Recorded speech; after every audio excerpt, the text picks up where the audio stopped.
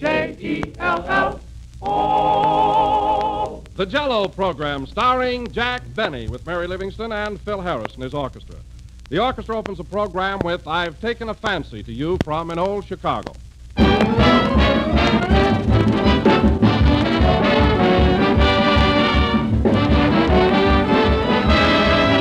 With all its different holidays, February is certainly a party month, and tomorrow is St. Valentine's Day, a swell excuse to give the family something special for dessert. And for that something special, give them Jello, molded in gay, fancy shapes. For Jello goes with the party spirit every time. First, because it's so festive-looking with clear, bright colors that dress up any meal. And second, because it's so luscious tasting, with delicious, extra-rich fruit flavor that puts everybody in a cheerful mood. But there's still another reason why Jello is tops for parties. It's quick setting, easy to prepare, you can't go wrong. Just be sure to get genuine Jello when you buy, for there is only one Jello, and only Jello brings you that extra-rich fruit flavor. Look for the big red letters on the box. They spell Jello.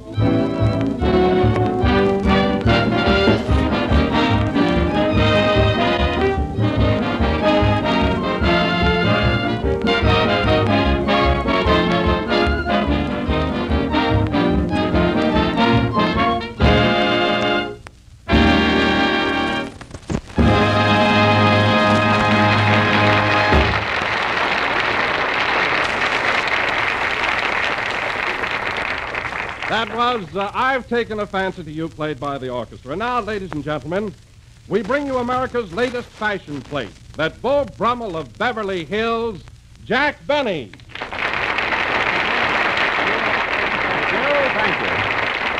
Thank you. Hello again. This is Jack Benny talking. And say, Don, thanks for that nice build-up you just gave me. My goodness, what's come over you? Well, Jack, I read in the paper just the other day that the tailors of America selected you as one of the 10 best-dressed men in the country. Oh, they did? Well, I didn't know that. Are you sure, Don? Oh, yes, certainly. It was quite a story. Sure, I read it, too. It was in all the papers. It was, Phil? Gee, I'd like to see it. Have you got a clipping of it? Yes, and so have you. Well, all right, fellas. I was just trying to be modest, that's all. But it's true, I was selected as one of the 10 best-dressed men in the country. I came in second. Oh, who was first? Clark Gable. You know, Don, politics. You know. The only way I can figure it. Now, wait a minute, Jack, wait a minute. Gable looks marvelous in clothes. In the first place, he's much thinner than you are. Oh, no, he's not, Don. We're exactly the same weight. Only mine is distributed a little differently. But we have about the same physique. Go on, if Gable was standing in a barrel, he'd have a better figure than you have. Well, first place, he never stands in a barrel. I don't know. I know what's the matter with you, Phil. You're just jealous because you weren't on the list. I'm not jealous. I just can't understand it, that's all. Oh. I dress as well as you do. Probably weller. Weller? Now, you can do gooder than that. You dress as well as I do. Look at that coat you've got on right now. What's the matter with it? What's the matter with it? Looks like a combination salad with patched pockets. Oh, hello, Mary. Hello, Jack. Congratulations. Thanks, Mary. I wish you'd have been here a minute ago, though. Phil can't understand why the tailors of America picked me as one of the best-dressed men. Well, I can. Certainly. Half of your relatives are pants pressers. That's so? You're just making that up. Say, Mary, take a peek at Phil and get a load of that coat he's wearing. Isn't that corny? Oh, it's a corny one, isn't it? Oh, I don't know. It's not half as loud as the one I saw you wearing yesterday. Well, that's different, Mary. That happens to be my polo coat. Polo coat? What do? Ride on a zebra? It'll make you any happier, yes. But you know what kills me from the attitude of this gang? You'd think I never knew anything about style. Let me tell you something, fellas. I'm coming out with a new suit in about 3 weeks that'll knock your eye out. And I don't want you to copy it either, Phil. What kind of a suit is it? Well, it's a double-breasted English drape model with a new zipper vest. Oh, it's the last word in suits. Hey, that sounds pretty good, Jack. What color is it? Well, it's a sort of a fudge brown. Oh, it's beautiful. A fudge brown? Yes. Is it plain or with nuts?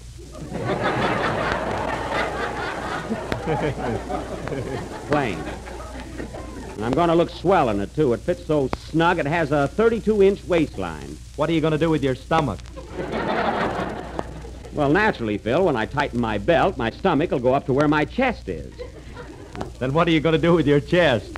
Well, I'm not going to have my girl's name tattooed on it like you have.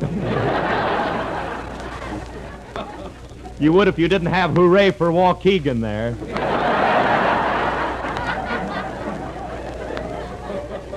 Well, what if I have? Now, look, fellas, let's drop all this talk about clothes. Just because I get a little recognition once in a while, everybody here has to turn green with envy. Now, let's change the subject. Oh, hello, Kenny. Hello, Jack. Congratulations. Thanks, Kenny, but I've heard enough about my clothes, so forget it. I'm talking about your birthday. My birthday? Oh, yes, tomorrow is my birthday. February the 14th. I forgot all about it. Well, congratulations, fella. Happy birthday. Well, sure, thanks, fella. Yes, sir, I was a little Valentine. Gee, funny how it slipped my mind. Well, it didn't slip mine. I brought a cake for you, Jack. Wait till I get it. A cake? Well, that was thoughtful, Kenny. Here you are, Jack. Well, thanks. Say, that is a beautiful cake. It has such nice decorations. Yeah, I hope I guessed right. I put 50 candles on it. 50 candles? Oh, I got more in my pocket. Oh, you have, huh? Well, keep them in your pocket. All right, but I better blow them out. 50 candles. I'm not 50 years old. I'm not 45. I'm not even 40. Hurry up, Jack. You'll be late for school. Now, wait a minute, Mary. You haven't worn rompers for some time either, you know. On the level, Jack, is tomorrow really your birthday? Yes, Don, it is. Well. Ladies and gentlemen, if you're planning to celebrate Jack's birthday tomorrow by having a little party, top it off with tempting, delicious Jello. It is economical and easy to make and has that extra rich fruit flavor. Well, thanks, Don. That was a lovely gesture. And now, folks, Phil Harris will... Wait a minute. Come in. Telegram for Jack Benny. Right here, boy. Thanks. Oh, wait a minute. Here's a tip for you. Say, this must be your birthday. Who's the wire from, Mary? Just a second, Jack. Oh, Jack, it's from your father. My father? What does he say? He says, Dear son, congratulations on your 25th birthday. I couldn't afford a telegram then.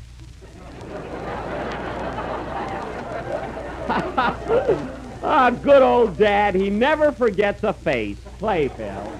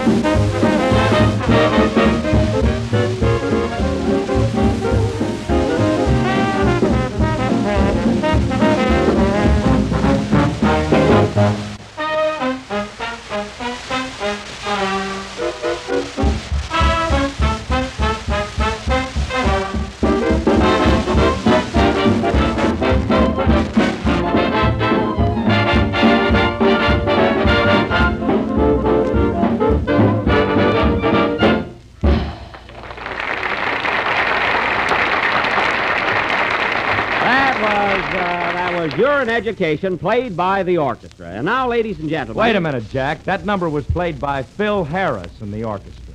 Why don't you mention the conductor? Well, they know it wasn't Toscanini. Anyway, Phil, you have a distinctive style of playing. You couldn't be confused with any other band. I couldn't, eh? No. You have the only orchestra in the world where the drums carry the melody. And now, folks... Jack, now that Kenny gave you a cake, are you going to throw a little party tonight? Well, I would, Don, but I have to rehearse tonight with my leading lady for my new Paramount picture. I'm going over to Francisca Gall's house. Oh, are we? No, Phil, you're not going this time. And say, Mary, I wish you'd run through my lines with me, will you, before I go over there? I'd like to brush up on my part. Okay, Jack. Now, here's the script. You read Francisca's part, and I'll read mine. Here you are. Your name is Julia, and I'm Andre. Andre? Yes. All right, Mary, let's go. You don't mind if we go through this, do you, fellas? No, go right ahead, Andre.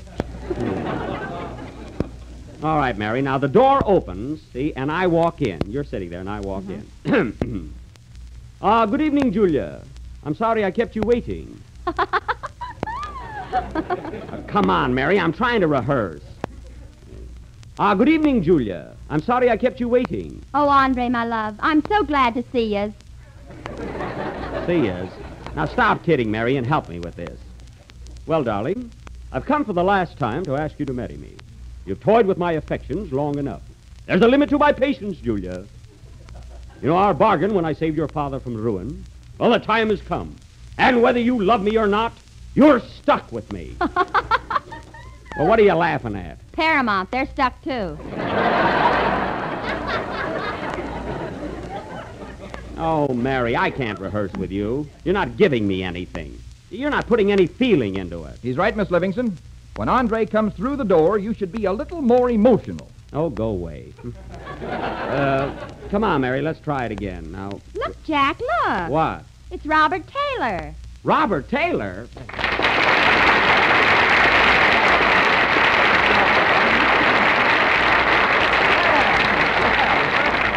Right in the middle. Why, Bob, I didn't know you were standing there watching us. Where'd you drop in from? Well, I was sitting out front watching your show, and you seem to be having a little trouble with that scene, so I thought I'd come up and offer a suggestion or two.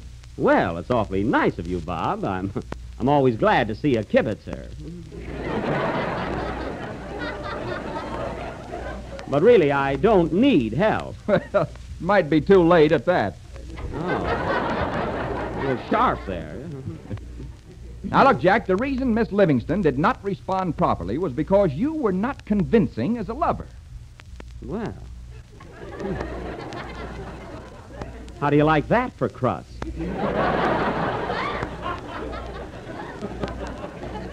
What do you think I was doing up here, knitting a doily?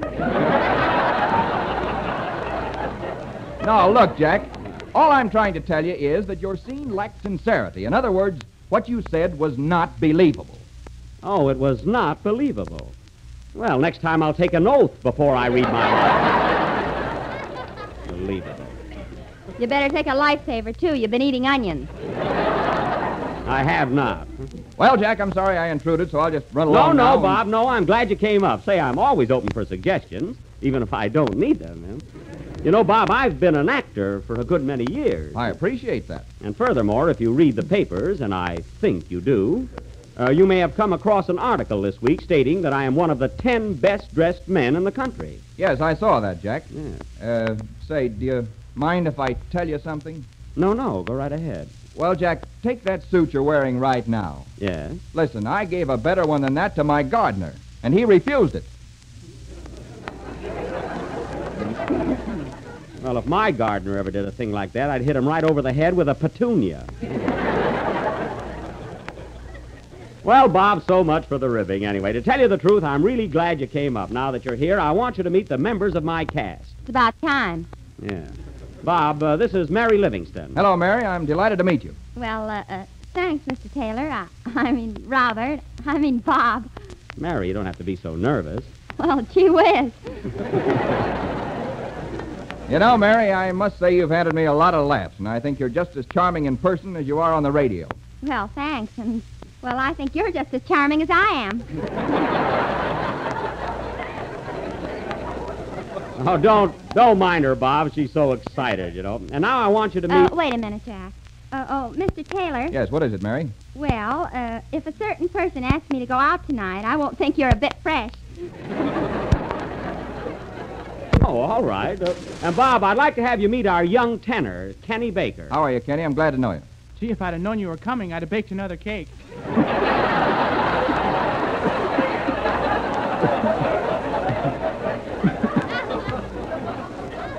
Why, Kenny. You know, Mr. Taylor, I'm in pictures, too. Yes, I know you are, Kenny. I've seen you in a lot of them, and I think you're doing a swell job. Yes, sir. You better watch out for me. I'm dynamite.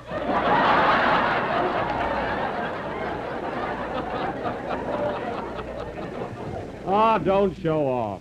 And, Bob, this is our announcer, Don Wilson. Hello, Don. Glad to see you. Well, how are you, Bob? You know, I was just thinking of you this morning when I was drinking a cup of Maxwell House coffee. You were? Well, now that's a coincidence because I was thinking of you last night over a dish of Jello. Well, that's the best we could do with that, folks. And, Bob, this is our orchestra leader. Oh, I know, Phil. Hiya, Philsy boy. It's good to see you again. Hiya, Bobby. Did we have fun the other night or not? Yes, sir. And by the way, Phil, thanks for getting me that date. It was mighty nice of you. What? Phil got you a date? Yeah, man. Well, of all things. Say, I hope it wasn't the girl he got for me, Dolores Del Schmutz. No, this was her sister. They call her Sugar. Oh, Sugar Del Schmutz. Well, Bob, now that you've met my cast and the Del Schmutzes, I want to tell you that I saw the preview of your new picture the other night, A Yank at Oxford, and I thought it was one of the best things you've ever done. Thank you, Jack. I'm glad you liked it. By the way, Bob, what was the first big picture you ever made? You know, the one that you think started you off with a bang. Well, Jack, about 3 years ago, I made a picture called Broadway Melody of 1936 with Eleanor Powell, Una Merkel, Sid Silvers, Buddy Ebsen, and June Knight. Oh, yes, I saw that. It was very good, too. Say, wait a minute. I was in that picture.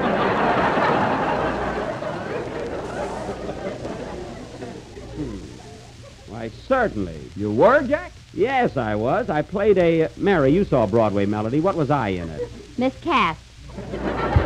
No, I mean the character. Oh, I remember, Bob. I was the Broadway columnist you punched on the jaw 3 times. Oh, yes, I remember. Hey, that was fun, wasn't it? Yes. I'll say it was fun. Fred Allen saw the picture 8 times. Well, that's what you call fun, huh? Oh, what if I did punch you on the jaw? I didn't hit you so hard. Not much. Listen, Bob, that was 3 years ago. And I've got a swivel tooth that's still whirling around. But at that, Bob, I hope we do make another picture together. Maybe I can kick you around next time, huh? Well, you never can tell. Well, Jack, I think I'll run along now. I don't want to take up any more of your time. Now, wait a minute, Bob. Wait a minute. You offered to help me out in my little dramatic scene here, and I'm going to hold you to it. You don't mind, do you, Bob? No, not at all. I didn't ask you, Mary. Not at all. Do you mind, Bob? No, Jack, I'll be glad to. Okay, we'll do it right after Kenny sings a song. Go ahead, Kenny. Wait a minute. Come in. Mr. Benny, Yes? is Robert Taylor really on your program tonight? Yes, he is. Then you won't need me. Goodbye. Oh, that guy, he drives me crazy. Say, what does he want anyway? A toupee, but I'm not going to buy him one.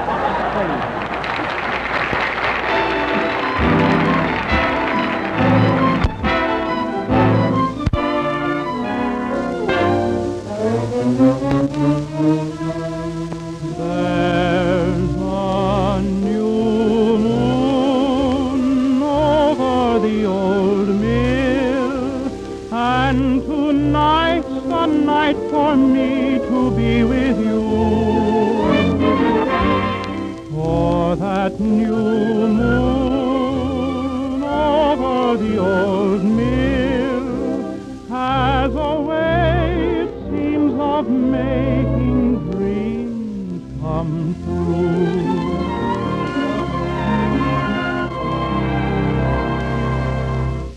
Day is done and night is falling, whippoorwills are sweetly calling me to the old mill stream. I will meet you by the willow. Once again your arms will pillow me, the while I dream.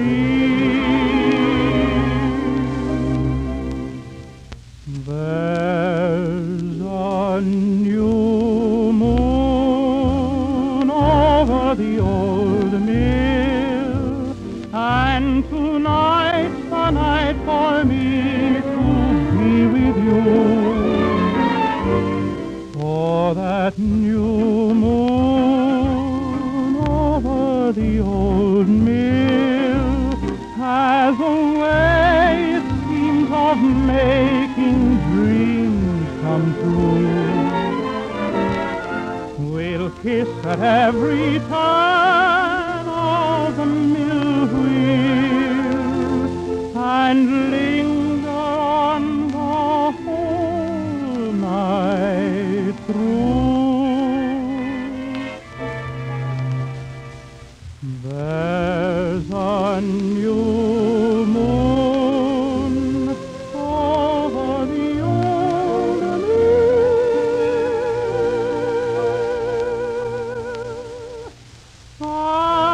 and a new love here in my heart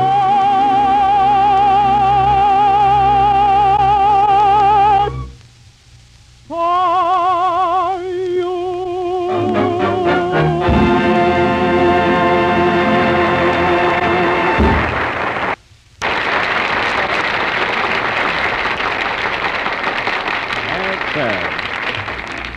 That was, hey, Bob, you take the reins, will you? You're a master of ceremonies, too, now, Go ahead. All right. That was New Moon from Radio City Rebels, sung by Kenny Baker. And, Kenny, I want to tell you it was swell. It was perfectly thrilling. Thanks, Mr. Taylor.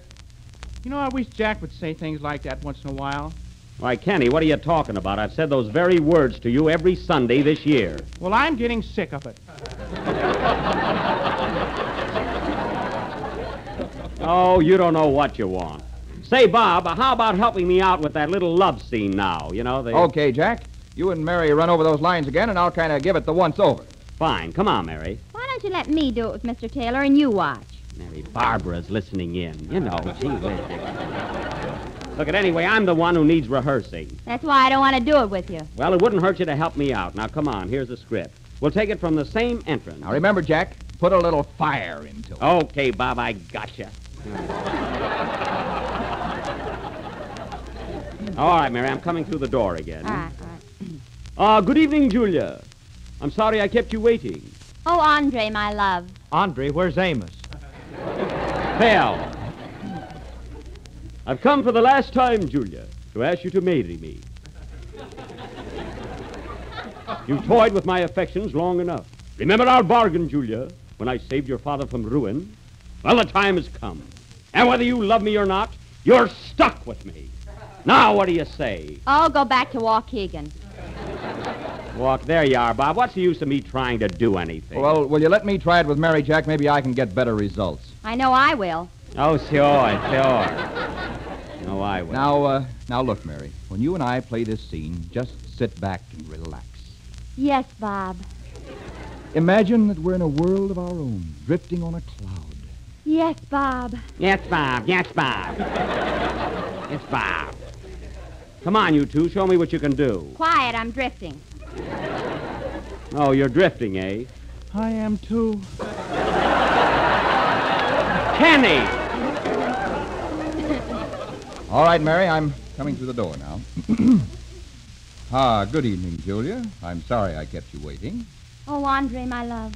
Kiss me. I don't remember that line being in there. I've come for the last time, Julia, to ask you to marry me. Kiss me, Andre. You've toyed with my affections long enough. Kiss me, Andre. Kiss me. Don't keep saying that. Kiss me, Andre. It's not in there. Well, the time has come, and whether you love me or not, you're stuck with me. Then kiss me, Andre. Kiss me. My darling. Mary! Mary! Mary! Mary! Cut! Cut! Cut! Well, I'm the one that's going to play it. It's a fine scene. All right, Mary. You were finally kissed by Robert Taylor. Now what have you got to say? He can go back to Waukegan, too.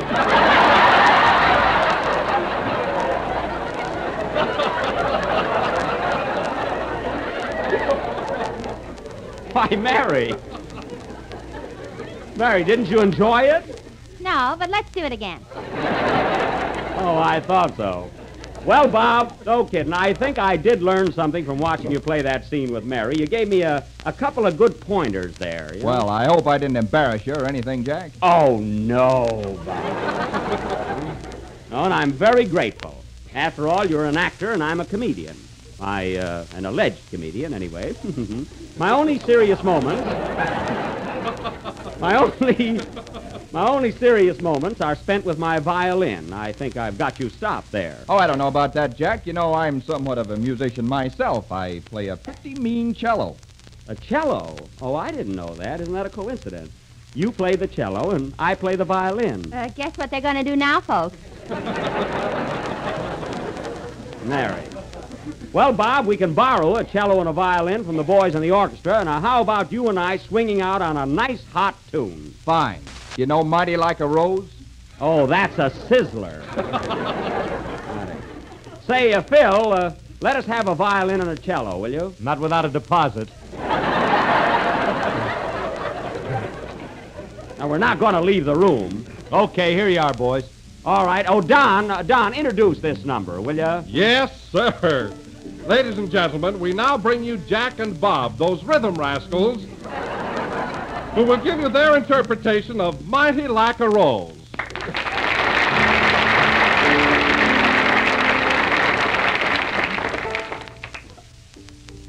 Are you going to start? I'll start.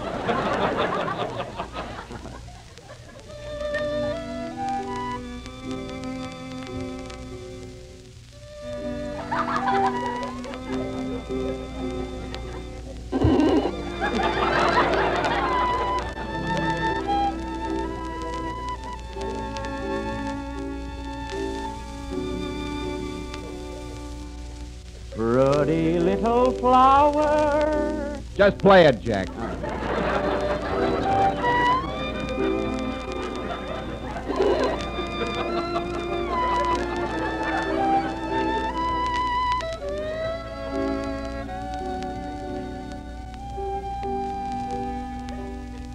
Oh, by the way, Bob, you were in Europe this summer, weren't you? Yes, I was, Jack. Well, tell me, how did you find London? I asked a policeman.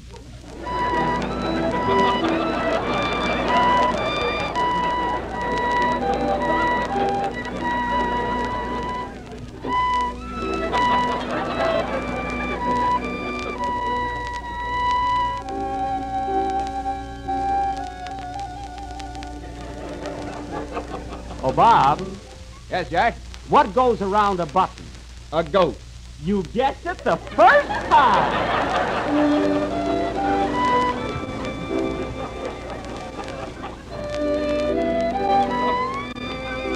40, boys, 40. Give it everything, Bob.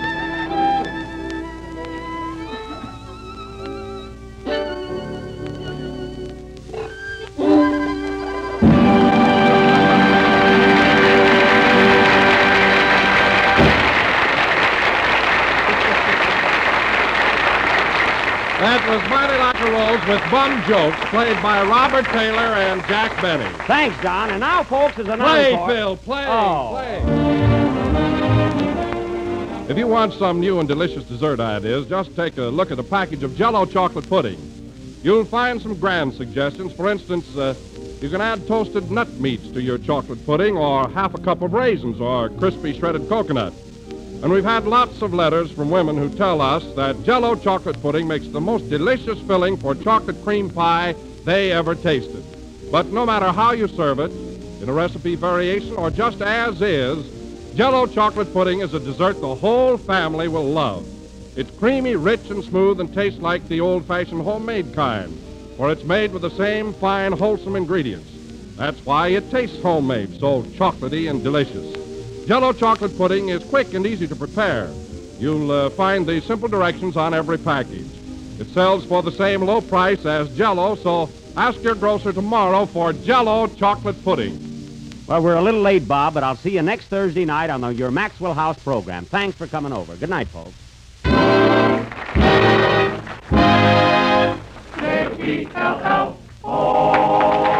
Baker appears on the Jello program through courtesy of Mervyn LeRoy.